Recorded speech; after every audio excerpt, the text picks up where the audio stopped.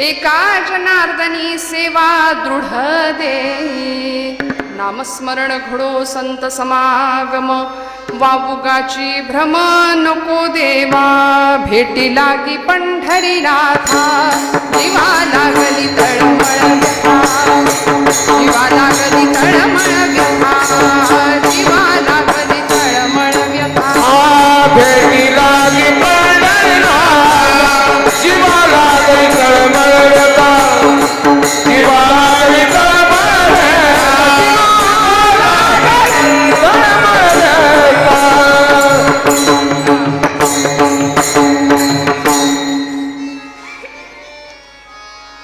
पांडुरंगा करू प्रथम नमन, दुसरे चरण संतांचिया, त्यांच्या कृपादाने कथेचा विस्तारू, बाबाजी सद्गुरु दास तुका.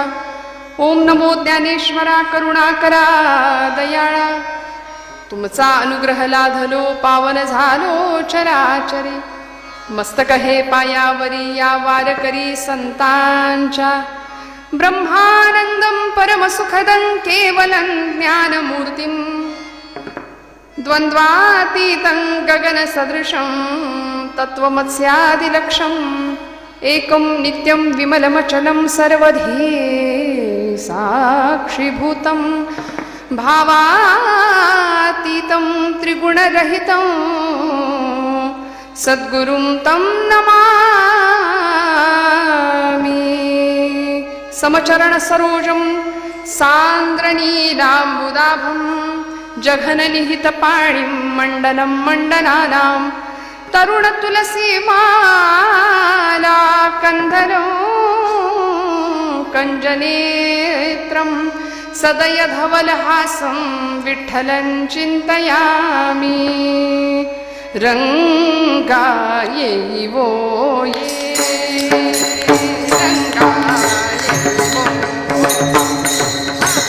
रंगा येवो,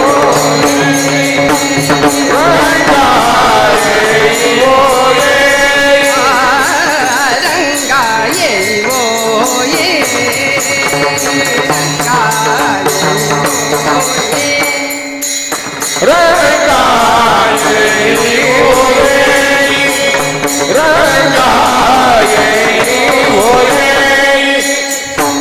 विठाई विठाई माझे कृष्णाई कान्हाई, विठाई विठाई माझे कृष्णाई कान्हाई, विठाई माझे कृष्णाई कान्हाई, विठाई विठाई माझे कृष्णाई कान्हाई,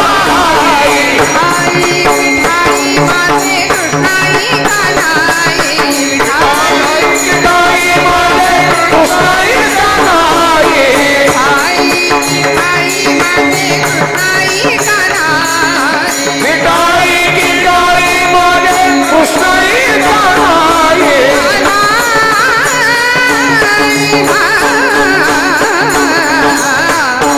रंगा ये ओ ये,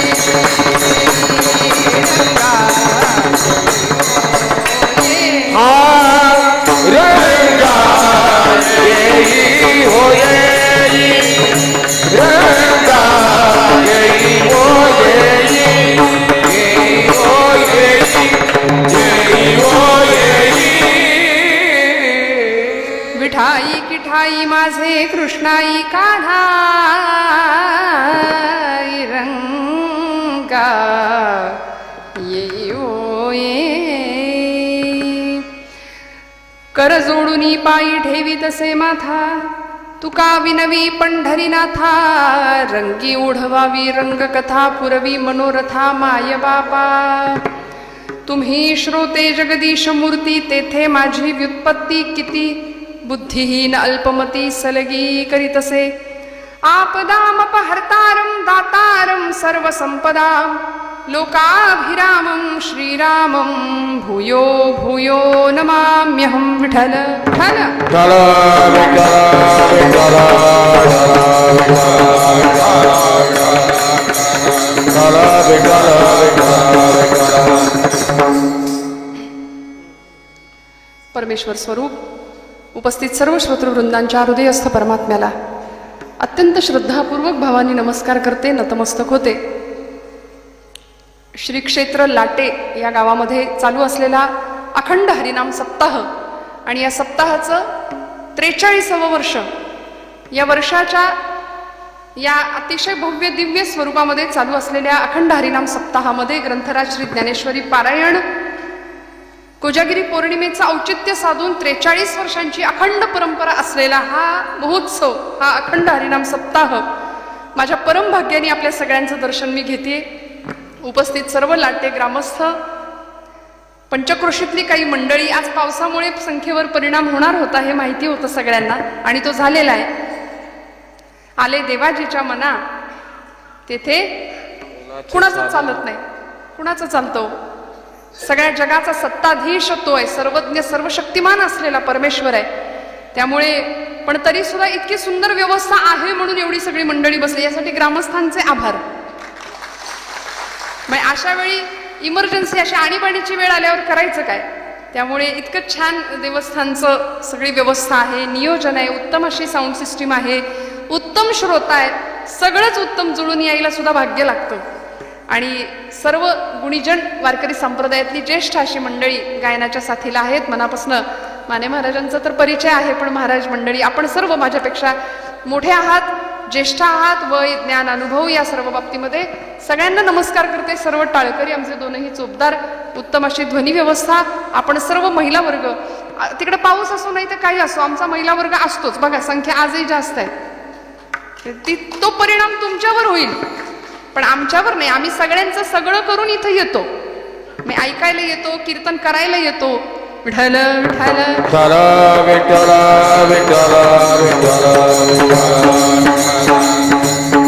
बघा, असे चेहरे लगेच खुलतात आमच्या महिला वर्गाचे. थोडंसं कौतुक अपेक्षित असतं, फार काय लागतो आपल्याला. बाई ग तू आहेस म्हणून एवढं जरी म्हणलं तरी बरं वाटतं की नाही आपल्याला. तू आहे म्हणून सगळं चाललंय. आणि ही घरातली लक्ष्मी, गृहलक्ष्मी आज खूप मोठ्या संख्येने माझ्या तरी सुद्धा या मंडळी इथे उपस्थित आहेत. सगळ्यांच्या चरणारविंदी कृतज्ञतापूर्वक वंदन करते. संतांच्या पदस्पर्शाने पुनीत झालेली ही लाटेची भूमी आहे. मी पहिल्यांदा आपल्या सगळ्यांच्या दर्शनाला इथं लाटेमध्ये आले. याचं सगळं श्रेय खलाटे कंपनी आणि सर्व ग्रामस्थ लाटेचे, या सर्व अखंड हरिनाम सप्ताहाचे सर्व कार्यकर्ते, सर्व पदाधिकारी सगळ्यांच्या चरणी विनम्र भावाने नतमस्तक करते. अनेकांच्या नावाचा उल्लेख माझ्याकडून केला जात नाही. खरं तर मी नेहमी म्हणते आपण नावासाठी नाही, आपण नामासाठी इथं येतो. त्यामुळे पण ज्यांच्या माध्यमातून मी इथं आले आणि आजच्या कीर्तनाचं संयोजन ज्यांच्याकडे आहे असे परमादरणीय आमचे महेंद्र भाऊ खलाटे आणि आमचे अशोक काका खलाटे यांनी पहिल्यापासून संपर्क केला आणि अतिशय सुंदर अशा नियोजनामध्ये या सर्व सप्ताहाची सांगतेच्या दिशेने चाललेला हा प्रवास, उद्या काल्याची सेवा आणि आजची उपांत्य दिवसाची म्हणजे जागराची कीर्तन सेवा, जबाबदारीची सेवा माझ्या परमभाग्याने माझ्या वाट्याला आली आहे. दोनही चोपदार आणि आपण सर्व टाळकरी महिला वर्ग, पुरुष वर्ग, बंधू वर्ग सगळ्यांच्या चरणारविंदी अतिशय सुंदर अशी नादब्रह्मावरची थाप आहे. महाराजांचं काय नाव आहे? सगळ्यात लहान सगळ्यात वय महाराजांचं, पण अतिशय गोड थाप आहे. एकदा टाळ्या वाजवा त्यांच्यासाठी. भगवंताचा प्रसाद मिळतो हा असा, त्यांचं नाव प्रसाद आहे. पण परमेश्वरी कृपा प्रसाद काय असतो की असंख्य मुलं आहेत, असंख्य तरुण मंडळी आहेत, प्रत्येकाची वाट वेगळी आहे जीवनाची बर का. कुणी रस्त्यावर वाढदिवस साजरा करेल, मी कुणाला निंदा नाही करत, आम्हाला येताना दिसलं म्हणून म्हटलं. प्रत्येकाला जे जे जे आवडतं ते ते आवडीने मनुष्य करतो ना, जे आवडतं ते, ज्याला जे आवडतं ते. पण भगवंतांनी आपल्याला कथेमध्ये या सेवेसाठी आपल्याला नेमलंय, म्हणजे त्यांनी आपलं सिलेक्शन केलंय. कुणाचंही सिलेक्शन होत नाही इथं. येथे पाहिजे जातीचे, येरागबाळ्याचे काम नव्हे. त्यामुळे आपण सर्व मंडळी आपल्या पावलांनी इथे आला. कोणी जबरदस्ती केली का आपल्याला? काही नाही आज येऊन बसायचं इथं. मंडळांनी काही जबरदस्ती केली? पारायण मंडळांनी नाही ना. आपण आनंदाने आलो, आवडीने आलो. आवडीने भावे हरिनाम घेसी. अत्यंत आनंदाने स्वतःच्या पावलांनी इथं चालत आलात. समजून जायचं भगवंताची आपल्यावर कृपा आहे. विठ्ठल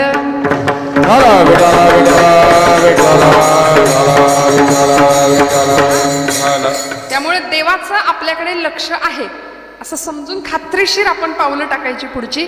अतिशय सुंदर अशा वातावरणामध्ये आजच्या जागराच्या कीर्तनरूपी सेवेकरता निवडलेला अभंग हा संतश्रेष्ठ शांतीब्रह्म पैठण निवासी, प्रतिष्ठान निवासी असलेले संतश्रेष्ठ एकनाथ महाराज यांचा 4 चरणांचा सर्वपरिचित आणि सर्वांच्या पाठांतरातला असा अत्यंत सुमधुर आणि गोड अर्थाचा आशयाचा असा अभंग आहे. प्रस्तुतच्या अभंगामध्ये संतश्रेष्ठ एकनाथ महाराज उपास्य असलेल्या आपल्या पंढरीश पांडुरंग परमात्म्याकडे, आपल्या देवतेकडे अतिशय सुंदर असं मागणं मागतात आणि ते मागणं तुम्ही आम्ही भगवंताकडं कसं मागायचं याचा आदर्श आपल्या समोर ठेवतात. विठ्ठल विठ्ठला विठ्ठला विठ्ठला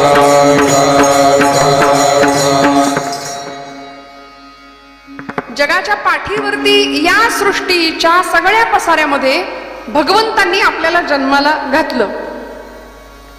मागणीपर कीर्तन आहे, प्रसादाचं कीर्तन आहे असं म्हणतात आजच्या कीर्तनाला. मागणीपर अभंग भगवंताकडे मागायचा. तसा तर प्रसाद आपल्याला रोजच आहे. किती मंडळाचे आभार मानावेत असं नसतं खरं तर. काल्याच्या दिवशी मग दुप्पट गर्दी होते. एरवी 7 दिवसात न फिरकणारी मंडळी काल्याला येतात कारण त्या दिवशी प्रसाद असतो. पण आपल्याकडे प्रसाद असतो, प्रसन्नता. सगळेच प्रसन्न आहेत रोज. सगळ्यांच्या घरी म्हणजे महिला वर्ग आपलं बरं आहे ना, मग असतात ना इथे सगळ्या प्रसादाला. सगळं गाव जे येतील त्यांना प्रसाद आहे रोज. क्या बात आहे. आईसाहेबांची केवढी मोठी कृपा आहे. आज या संत भूमीमध्ये, या देवभूमीमध्ये परमसद्गुरु श्री हरिबाबा यांच्या कृपेमुळे, या त्यांच्या कृपाशीर्वादाने परमपावन असलेल्या या भूमीमध्ये आणि मातोश्री सद्गुरु श्री आईसाहेब महाराज यांच्या कृपाशीर्वादाने आपण सगळे इथे उपस्थित आहात. त्यांच्या कृपा छत्रछायेखाली आपण आहात. संतांचं सानिध्य, संतांचं वास्तव्य, किंबहुना त्यांची जिवंत समाधी इथं आहे म्हटल्यानंतर त्या मातीत आपण राहतो आणि संत जिथे राहतात ना तिथं त्यांच्या साधनेची स्पंदनं, तो ऑरा मराठीत सांगायचं झालं, ती आभा असते, तो प्रकाश असतो आणि ते चैतन्य असतं. ते या मातीत जाणवल्याशिवाय राहत नाही. संतांच्या साधनेची स्पंदनं आम्हाला जाणवतात. त्यामुळे वारंवार जे चांगलंय, जिथं संतांचा पदस्पर्श झालाय त्या भूमीत जावं, त्या भूमीत जावं. म्हणून आज आमच्या भाग्याने आम्ही या भूमीत आलो. आपल्या सगळ्यांचं दर्शन, आईसाहेबांचं दर्शन आम्हाला झालं. नाथांचा अभंग आहे, अत्यंत सुंदर असा अभंग आहे. मागणं मागितलंय. देवाकडे मागणं मागायचं की नाही, काय आपलं म्हणणं आहे? मागायचं, मागायचं. वा वा. शास्त्राने आम्हाला भक्तीचा प्रकार सांगितला. एक सकाम भक्ती आणि दुसरी निष्काम भक्ती. आता आपलं आपण परीक्षण करायचं की देवाकडे आपण सकाम भक्ती करायची की निष्काम भक्ती करायची. आम्ही कशी करतो? सकाम, सहेतुक, देवाच्या पायावर डोकं ठेवू. पण हे हे हे हे ही एवढी मोठी लिस्ट, ह्याची दान देगा देवा. आता महाराज म्हणले तुझा विसर न व्हावा. आम्ही म्हणतो लाखभर रुपये पगार व्हावा. पॅकेजची भाषा आहे सध्या. जमल्यास इन्कम टॅक्स बुडवता यावा. पण यातून सही सलामत सुटलो तर गुण गाईन आवडी, मग मी तुझे गुण गाईन. आधी हे हे हे माझ्या सगळ्या मागण्या तू पूर्ण कर. आम्ही प्रापंचिक माणसं अशीच आहोत. आम्ही सकाम भक्ती करतो. पण संतांची भक्ती आणि तुमची माझी भक्ती यामध्ये फरक आहे. संतांनी निष्काम भक्ती केली. काहीच नको, काहीच नको म्हणले देवा. देव मागे लागायचा, काहीतरी मागा, काहीतरी मागा, काहीतरी मागा. पण संत म्हणाले काहीच नको देवा, काहीच नको. ज्यांचा अभंग आपण आता घेतलाय ना, संत श्रेष्ठ एकनाथ महाराज, जागेत ना सगळे? बाकी काही नाही लक्षात राहिलं तरी चालेल, पण कालचा अभंग कुठला होता हे आज तरी किमान लक्षात राहिलं पाहिजे. विठ्ठल विठ्ठल विठ्ठल.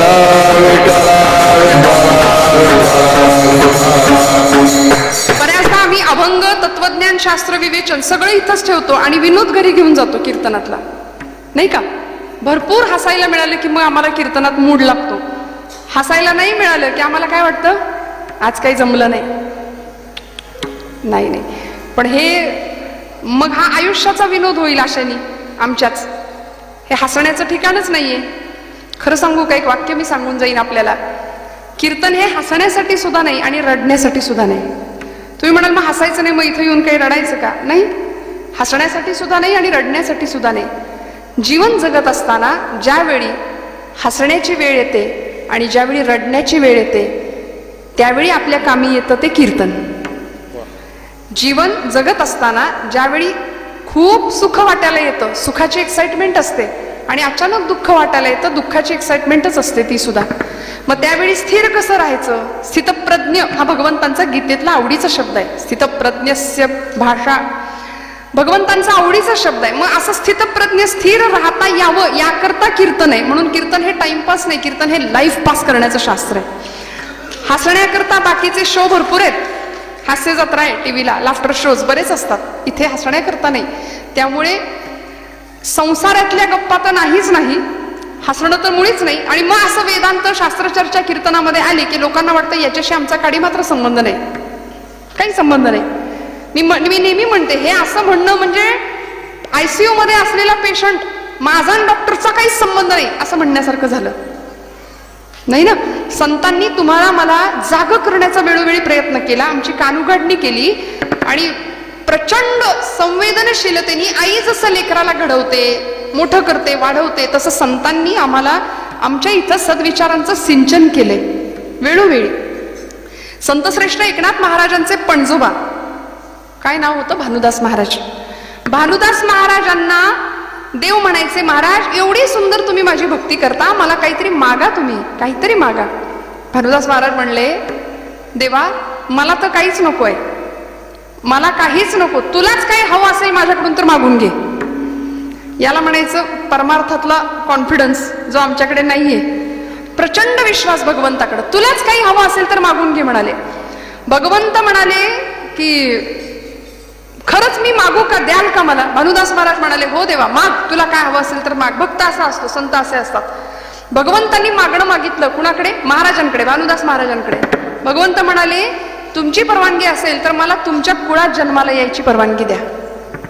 आणि मग भानुदासाचे कुळी महाविष्णूचा अवतार.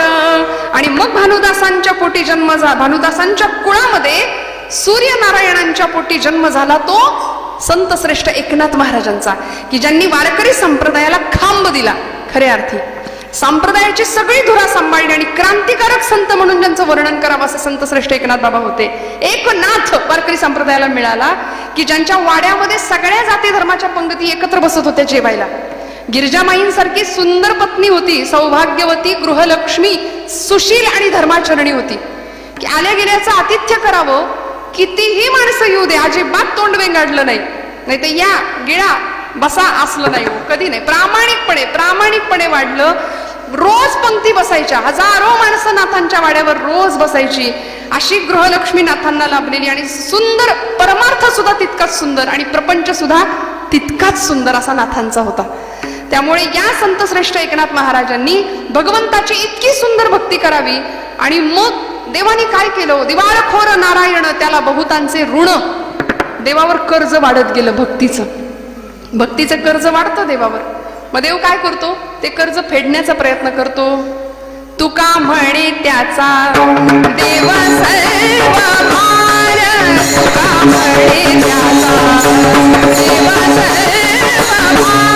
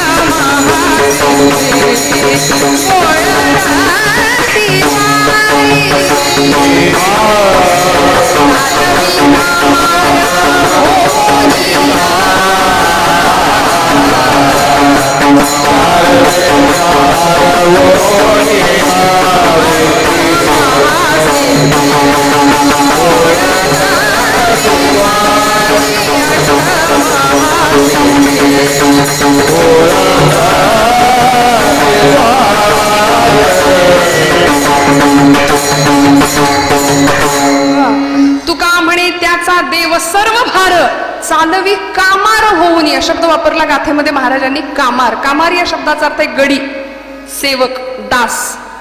गडी झाला, भक्ताचा दास झाला. सगळ्यांसाठी सगळं केलं.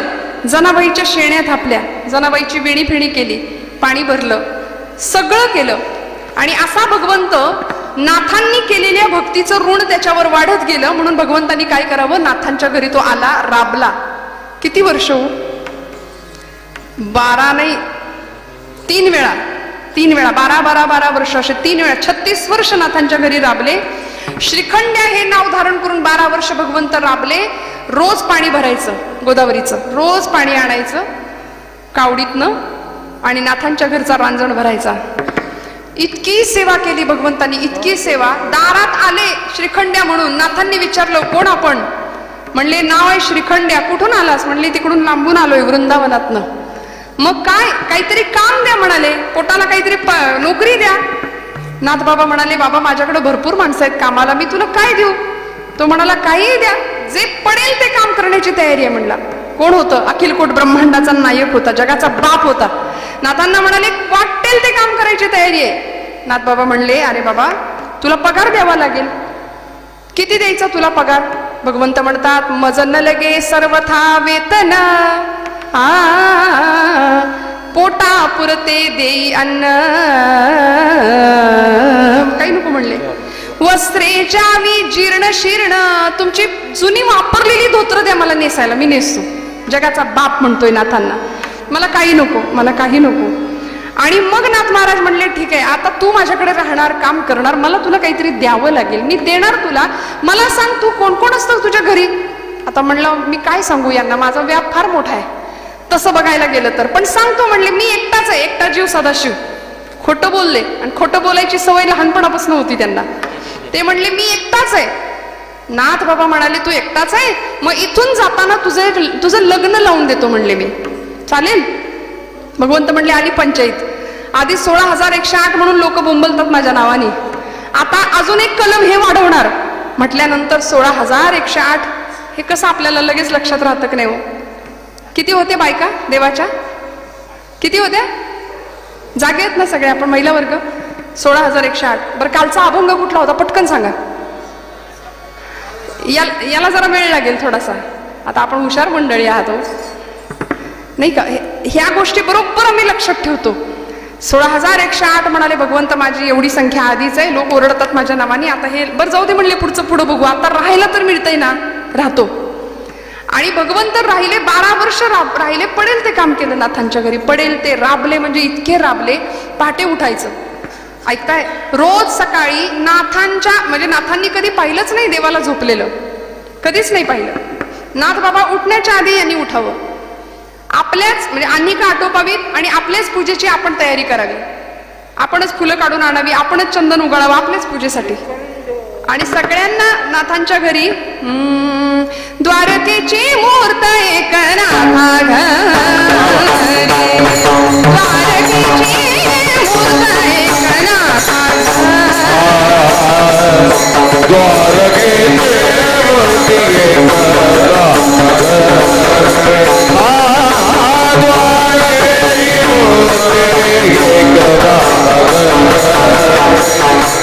पाणी वाहे हरी कावडीने, पाणी वाहे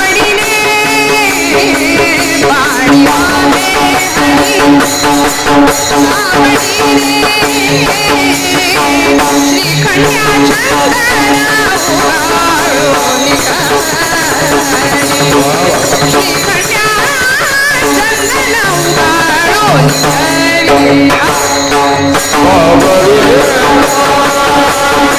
चंदना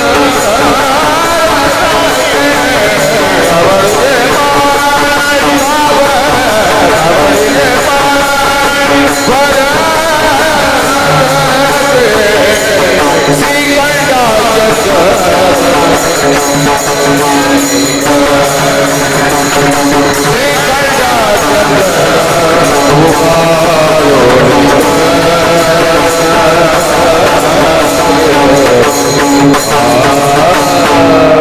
पाणी वाहे घरी कावडीने, श्रीखंड्या चंदन उगाळून करी, वस्त्र गंगा तिरी धूत असे. सगळं केलं भगवंतांनी, सगळं केलं. देवाच्या आपल्याच पूजेकरता चंदन उगाळायचं, नाथांनी पूजा करावी. सगळं आटोपलं की भोजनाची वेळ झाली की पाणी घ्यावं, नाथांचं जेवण झालं की ताट उचलावं, उष्टी खरकटी काढावीत, दुपारच्या विश्रांतीची वेळ झाली की अंथरूण घालून द्यावं, नाथ पडले की लगेच पायाशी बसून पाय चेपत राहावं, संध्याकाळी गिरजामाईंना स्वयंपाकात मदत करावी, संध्याकाळची कीर्तनाची वेळ झाली नाथांची की लोक जमले वाड्यावर की मग भगवंतांनी मागे टाळ घेऊन उभं राहावं आणि नाथा घरी नाचे माझा सखा पांडुरंग, आविरा गुलाल उधळीत रंग रंग रंग, नाथा घरी नाचे माझा सखा पांडुरंग. नाचावं भगवंतांनी, नाचावं. देव नाचला भक्ताच्या कीर्तनामध्ये, इतका आनंद. आणि 12 वर्ष पूर्ण व्हावे, 12 वर्ष पूर्ण झाले आणि मग नाथांना ज्यावेळी कळलं की माझ्या घरी राबणारं दुसरं तिसरं कुणी नाही, साक्षात जगाचा बाप, अनेकांचा बाप, अखिल कोट ब्रह्मांडाचा नायक परमात्मा गोपाल कृष्ण माझ्या घरी श्रीखंड्या म्हणून राबतोय. ज्या दिवशी कळलं ना त्या दिवशी श्रीखंड्याच्या समोर भगवंत नाथांनी असं लोटांगण घेतलं, गडबडा लोळले आणि म्हणले तेव्हा फसवलं मला, आपण तडफडून मेलो असतो तरी बरं झालं असतं, म्हणले फसवलं मला, फसवलं. भगवंत म्हणतात नाथा, खांद्याला धरून उठवलं, म्हणले नाथा अरे तुमच्या भक्तीचं ऋण माझ्यावरती चढतं वाढतं ना, तुमच्या भक्तीचं ऋण माझ्यावर चढलं की मग मला असं करावं लागतं, काहीतरी मागा, म्हणले आता काहीतरी मागा. नाथबाबा म्हणले देवा खरंच काही नको. श्रोते हो, संत कधीच काही मागत नाहीत, कधीच नाही. जो मागतो त्याला संत म्हणता येत नाही. पण मग का मागितलं, मागणी पर अभंग का लिहिले संतांनी, त्याला कारण, पहिलं कारण असं होतं की देव मागे लागला मागा म्हणून. कल्पना करा ना, देव जर आपल्या मागे लागला तर, देव असं प्रगट झाला आणि म्हणला मागा मागा मागा, देवच मागे लागला. मी तर लोकसभेचं विधानसभेचं तिकीटच मागून घेईन, काय मागू आपण, काय मागू, आपली यादी तयारच असते पटापट. नाथबाबा म्हणले काही नको देवा, काही नको. देव मागे लागला म्हणून संतांनी मागितलं, एक कारण उत्तर. दुसरं कारण असं आहे, लोकांना कळत नाही देवाकडे काय मागायचं असतं, वेळ आलीच तर काय मागावं याचा वस्तुपाठ जगाला कळावा म्हणून संतांनी मागितलं. विठ्ठल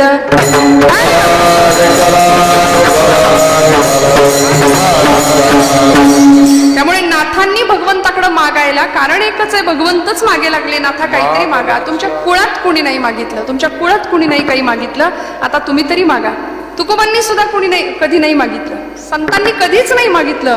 पण नाथ बाबा म्हणतात देवा मला खरं तर काही नकोय, पण तू मागे लागलायस ना, मागा मागा मागा म्हणून ठीक आहे मागतो म्हणाले. दे अभंगाचं पहिलं चरण. देवा माझे मला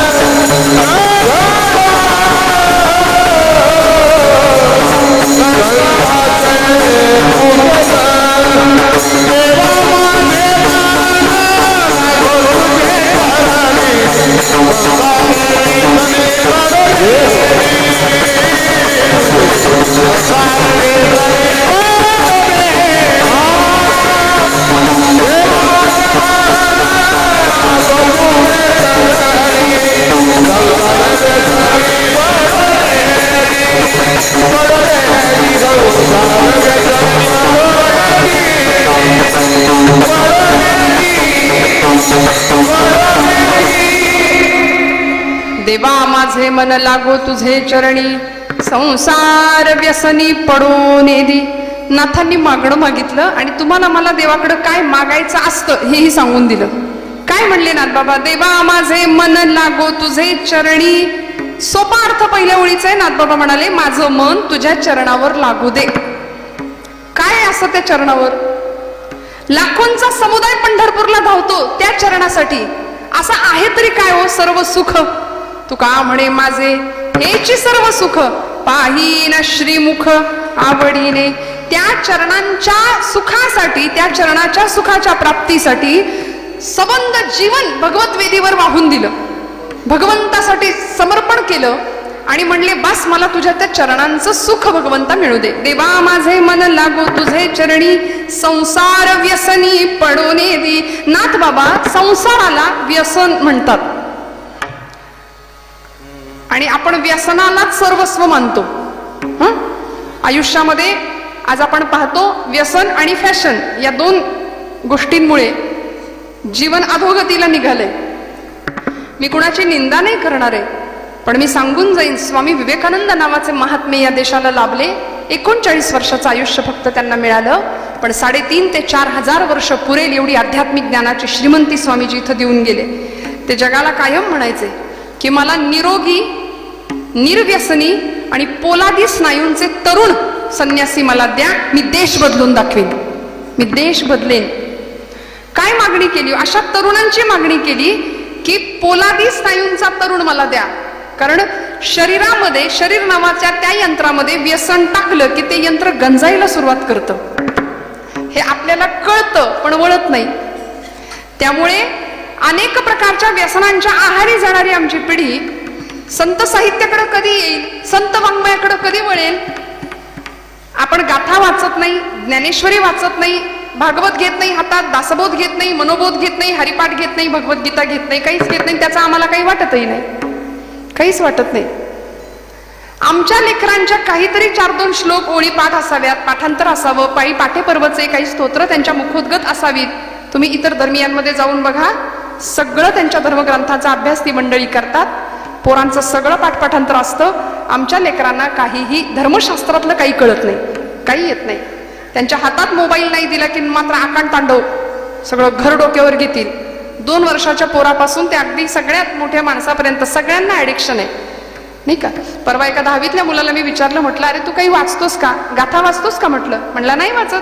अहो वेळच कुठे आहे ताई, माझं ट्विटरवर अकाउंट आहे, फेसबुकवर अकाउंट आहे, इन्स्टावर अकाउंट आहे, व्हॉट्सअपवर मी चॅटिंग करतो मजबूत आणि मला वेळच मिळत नाही.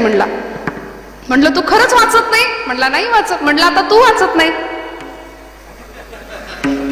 मराठी भाषा आहे आपली, तू वाचत नाही. म्हणलं तू वाचत नाही. आपल्याकडे म्हण आहे, वाचाल तर वाचाल, जे चांगलं वाचतील ते दीर्घकाळ जगतील. म्हणून मी हात जोडून आपल्या माता भगिनींना, आपल्या पुरुष वर्गाला, बंधू वर्गाला सांगते की आपलं जीवन जर ऊर्ध्वगतीने न्यावं असं वाटत असेल ना, तर काहीतरी वाचन आपल्या लेकरांना द्या. आपण नाही वाचलं, आपण वाचत असू, उत्तम गोष्ट आहे, पण आपल्या लेकरांनी काहीतरी वाचावं, उत्तम वाचावं. सावरकर म्हणायचे, जे जे उत्तम उदात्त उन्नत महन मधुरत येते. आणि मग चारित्र्य आणि चरित्र या दोघांचं विकसन तेव्हा घडेल की जेव्हा आमच्या पोरांच्या हातात आम्ही पुस्तकं देऊ, आम्ही ग्रंथ देऊ उत्तम.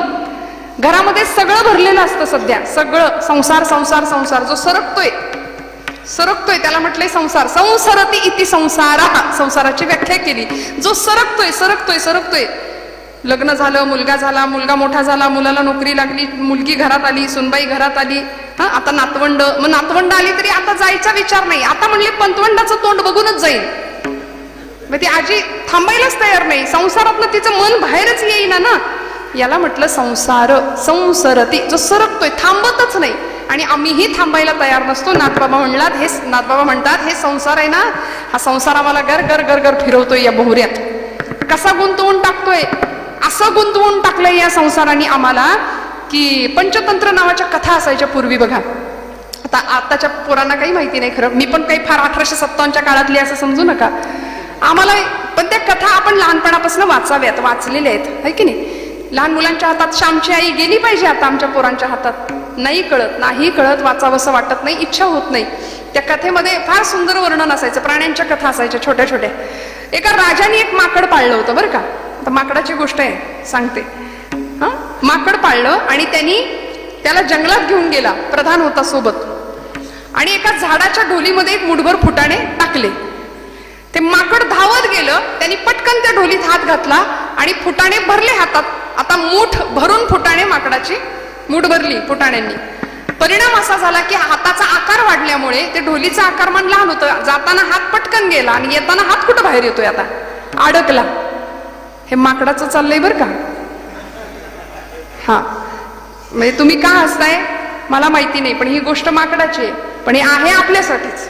झालं असं, त्याची ती मुठीचा आकारमान वाढल्यामुळे हात बाहेर येईना. परिणाम असा झाला, बरीच खटपट करतोय. बरं, सोडावं की नाही, सोपं होतं. मूठ सोडली असती, हात बाहेर निघाला असता. मूठ सोडायला तयार नाही. आमचं सुद्धा असंच होतं. पण ही गोष्ट, हात सोडायला तयार नाही ते माकड. हा मूठ सोडायला तयार नाही, तसाच धरून बसलाय. आम्ही सुद्धा संसाराला असं आली ना सुनबाई, आता चहा कुठं ठेवलाय, साखर कुठं ठेवलाय, काय करायचंय. 25 वर्षापूर्वी आमच्या लग्नामध्ये आमकीनं मला हलकी साडी दिली, काय 250 रुपयाची. आता माझ्या पोराच्या लग्नात मी बघते, म्हणजे एवढ्या दिवसांचं आम्ही लक्षात ठेवतो. याला म्हटलंय संसार, नाही का. पण संतांनी आम्हाला काय शिकवलं, कोण्याही जीवाचा न घडो मत्सर, मला स्वर द्या वर्म सर्वेश्वर, पूजनाचे विष्णुमय जग, वैष्णवांचा धर्म, भेदा भेद भ्रम, भेदा भेद भ्रम,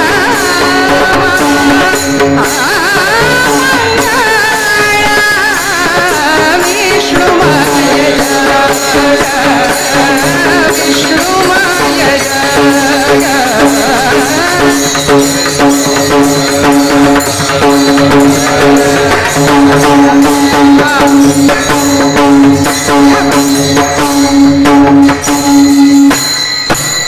कशाला कुणाचा मत्सर, कशाला कुणाचा हेवा देवा द्वेष करायचा.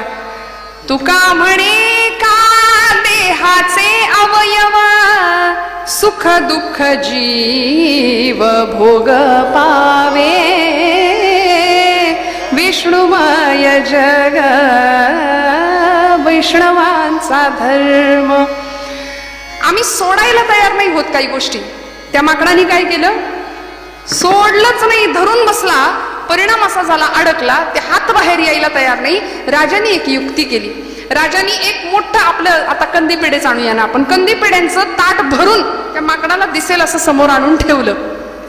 माकड काय करतंय, त्या कंदी पेढ्याकडे पण बघतंय, पण मूठ सोडायला तयार नाही.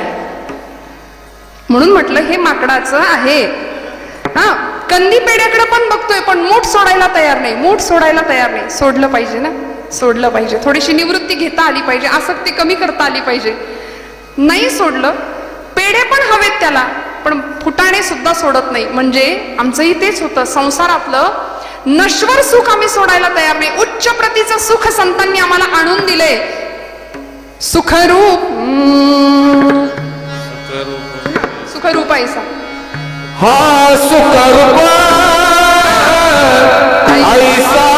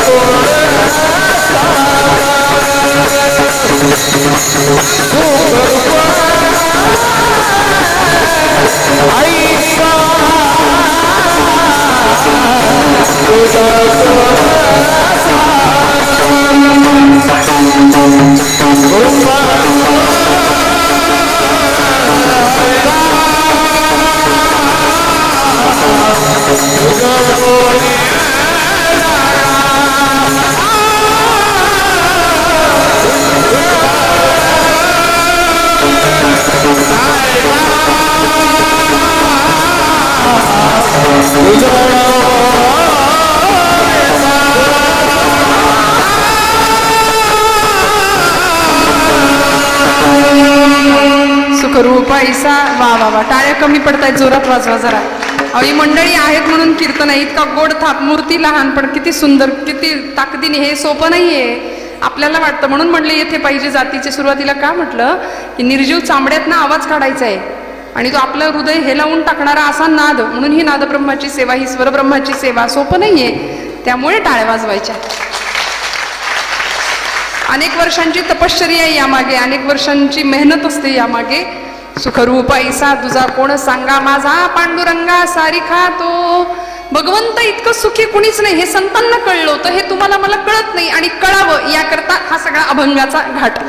यासाठी सगळं जीवन सकळांच्या पाया माझा दंडवत, आपुला आले चित्त शुद्ध करा. दादागिरी केली नाही संतांनी. संतांनी दंडवत घातलं, दादागिरी तुम्ही आम्ही करतो. संतांनी कायम दंडवत करून प्रार्थना केली जगाच्या कल्याणाची.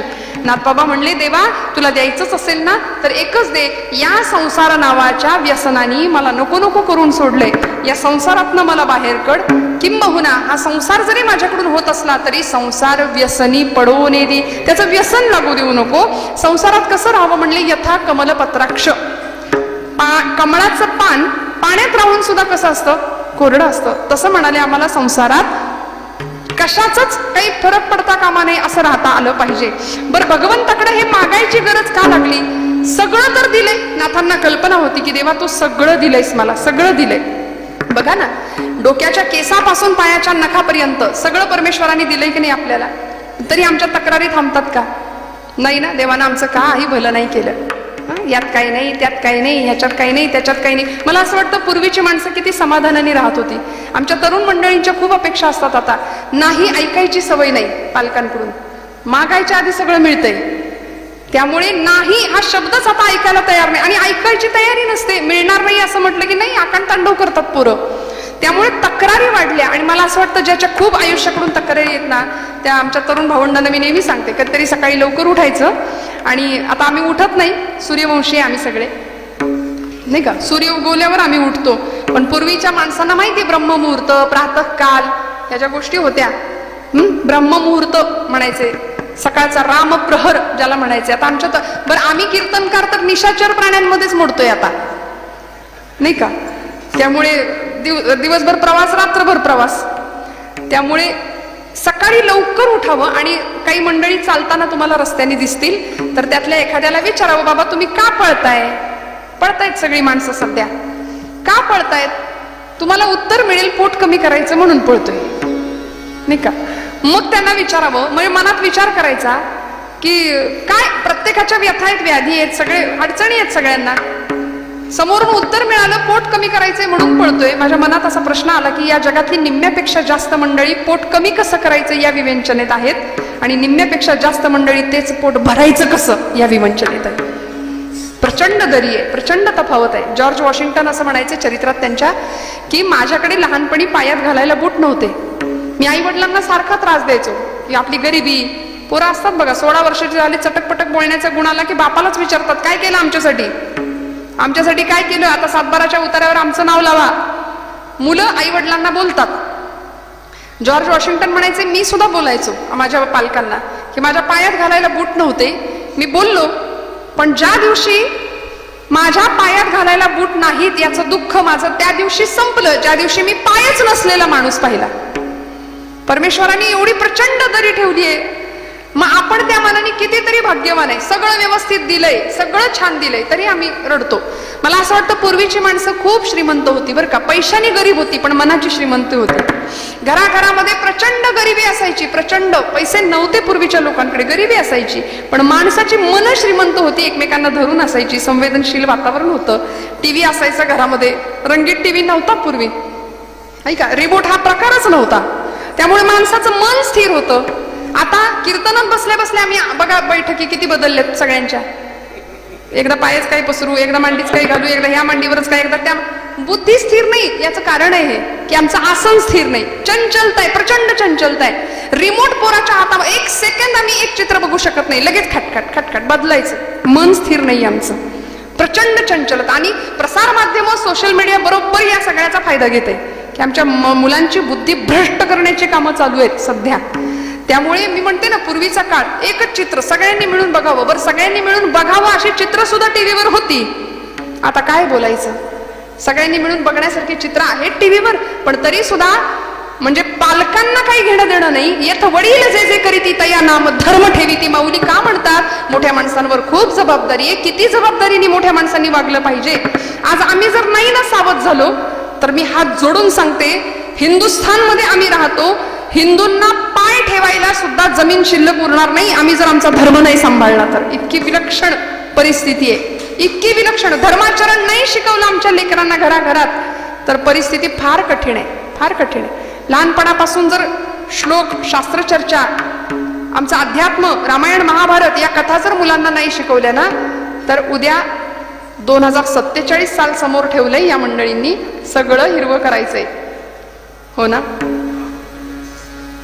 कठीण आहे. आम्ही जर नाही सावध झालो तर आम्हाला पाय ठेवायला, बरं आम्हाला घेणं देणंच नसतं कशाशी. तिकडं बांगलादेशमधनं घुसू देत घुसखोर, तिकडं जगाचं वाटोळं का होईना, मी माझं घर, माझी बायको, माझा संसार, माझा प्रपंच, माझी जमीन, माझा जुबला, माझं 4 भिंतींच्या आतलं. माऊलींना कधीतरी विचारावं, माऊली तुमचं काय हो, कधी कुठे एकरभर जमीन घेतली का. विश्व माऊली ज्ञानोबरायांना विचारावं. माऊली म्हणतात मला याची काहीच गरज नाही, हे विश्वची माझे घर, सगळं विश्व माझं घर.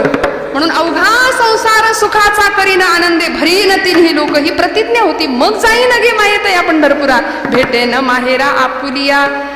त्यामुळे पूर्वीचा काळ इतका संवेदनशील होता आणि आता माणसाची मनं अशी खरबडीत होऊन गेली ना, काही कुणाचं पडलेलं नाही आम्हाला, काही नाही. आता आम्ही संकुचित झालो. सगळी मेसेजची भाषा, पत्र व्यवहार संपला, सगळं संपलं.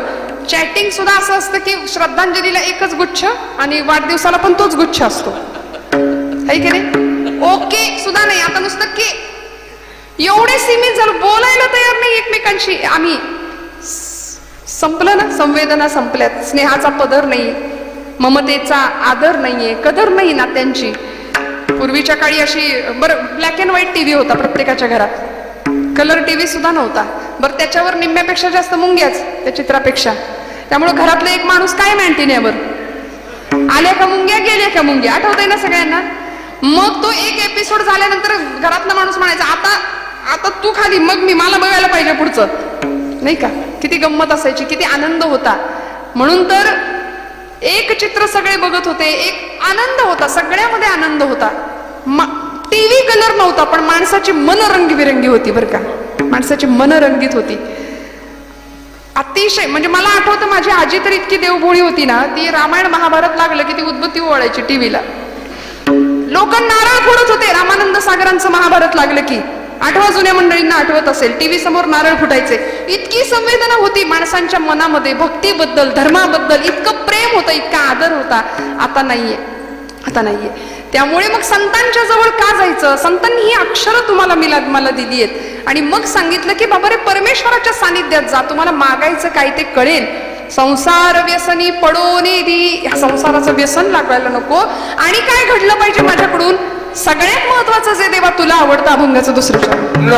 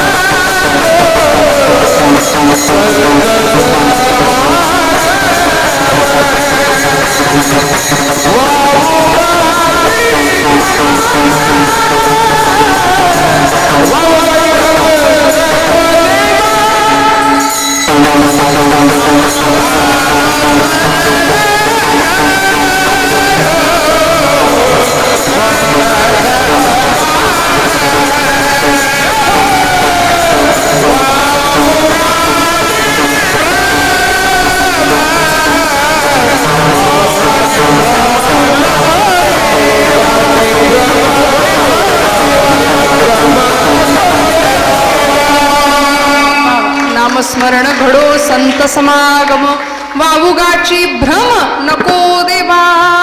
आम्ही फार मंडळी भ्रमात जगतो ना, मी याव करीन, मी त्याव करीन, मी असं करीन, मी तसं करीन, फार मनोरंजन असतात आमचे.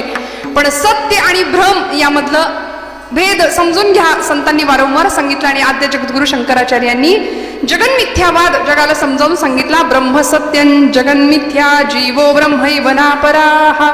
म्हणाले सत्य काय आहे? ब्रह्म सत्य आहे. आणि खोटं काय आहे? संसार, माया, ज्याच्यामध्ये आम्ही गुंतलोय तो सगळा संसार, ते सगळं जग म्हणाले खोटं आहे. सत्य काय आहे? ब्रह्म आहे. म्हणून तर तुकोबराय म्हणले सत्य तू सत्य तू सत्य तू विठ्ठला कागा गाविला हा जगदाकार. देवा तू सत्य आहेस आणि ही सगळी तुझी माया आहे, तर हे का मला या मायेमध्ये अडकवलंस? असा ब्रह्मसत्य मिथ्यावाद, जगन्मिथ्यावाद एका फिलॉसॉफीच्या तत्वज्ञानाच्या तासाला कॉलेजमध्ये एक शिक्षक समजावून सांगत होते मुलांना, बरं का, सत्य काय आणि भ्रम काय. तत्वज्ञानाचा विषय होता. 45 मिनिटांचा एक पिरियड संपला, तास झाला आणि शिक्षकांनी मुलांना विचारलं, बाबा रे तुम्हाला कळलं का ब्रह्म सत्य आहे आणि जग खोट आहे? ब्रह्मसत्यं जगन्मिथ्या. 45 मिनिटं तत्वज्ञान सगळं सांगून झालं आणि शेवट सगळ्यांना विचारलं, कळलं का तुम्हाला? शेवटच्या बाकावरचा एक विद्यार्थी उभा राहिला, म्हणला सर कळलं. काय कळलं म्हणाले? सांग. तो म्हणाला 45 मिनिटं जे तुम्ही आम्हाला सांगितलं ते सगळं सत्य आहे, ते सगळं सत्य आहे, पण ते सगळं आम्हाला कळालंय असं जे तुम्हाला वाटतंय तो तुमचा भ्रम आहे म्हणले. विठ्ठल विठ्ठल.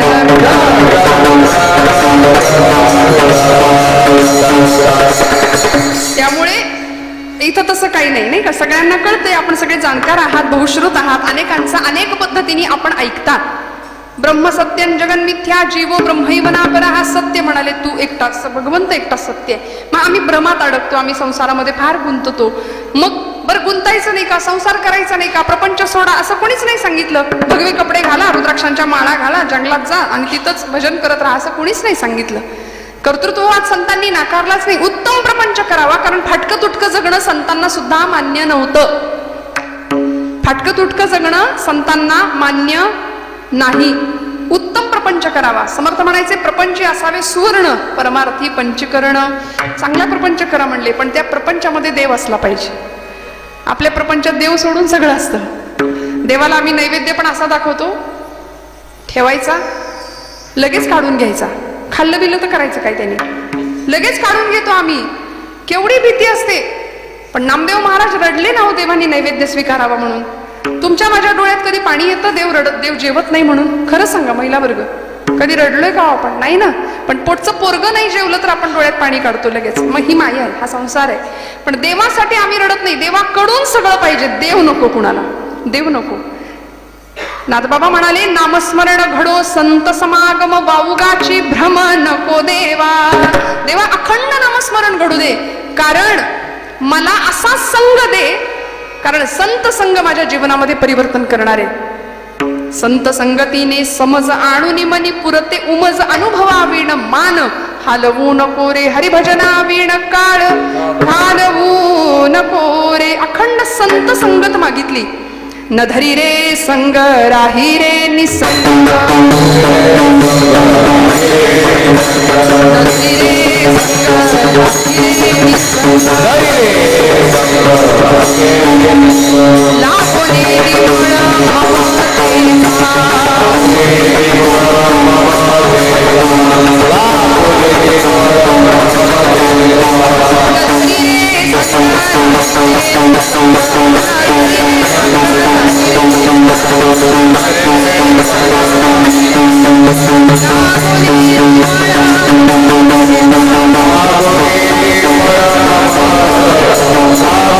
Thank you.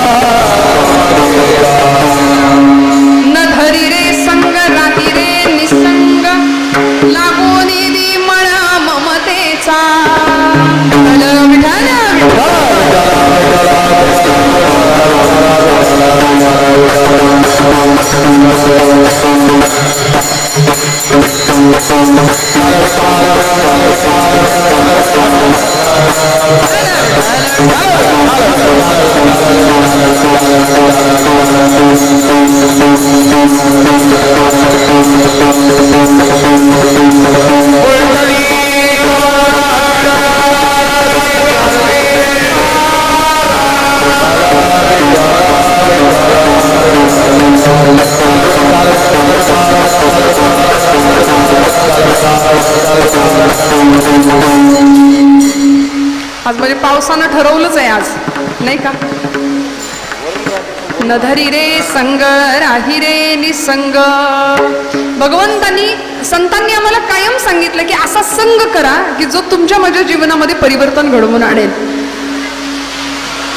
विठ्ठल विठ्ठल विठ्ठल.